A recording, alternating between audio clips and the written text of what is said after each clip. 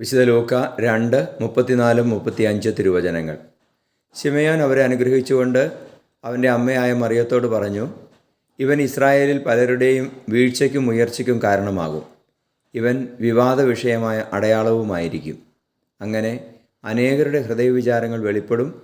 നിന്റെ ഹൃദയത്തിലൂടെ ഒരു വാൾ തുളച്ചു കയറുകയും ചെയ്യും.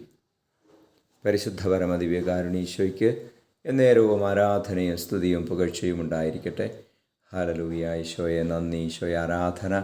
Hallelujah, hallelujah, hallelujah. ഈശോയെ, ഞങ്ങളങ്ങേ സ്തുതിച്ച് ആരാധിക്കുന്ന നിങ്ങളുടെ സ്നേഹത്തെ ഓർത്ത് നന്ദി പറയുന്നു. ഈശോയെ, പരിശുദ്ധ അമ്മയെ ഞങ്ങൾക്ക് അനുഗ്രഹമായി അമ്മയായി തന്നതിനെ ഓർത്ത് നന്ദി പറയുകയാണ്. ഞങ്ങളുടെ സഹനങ്ങളെ സ്വീകരിക്കുവാൻ വ്യാകുല ഹൃദയം ഞങ്ങൾക്ക് മാതൃക നൽകുന്നതിനോർത്ത് നന്ദി പറയുന്നു. നമ്മുടെ കർത്താവ് ഈശോ മിശിഹായുടെ കൃപയും പിതാവായ ദൈവത്തിൻ്റെ സ്നേഹവും പരിശുദ്ധാത്മാവിൻ്റെ സഹവാസവും നിങ്ങളോടുകൂടി ഉണ്ടായിരിക്കട്ടെ, ഇപ്പോഴും എപ്പോഴും എന്നേക്കും. ആമേൻ.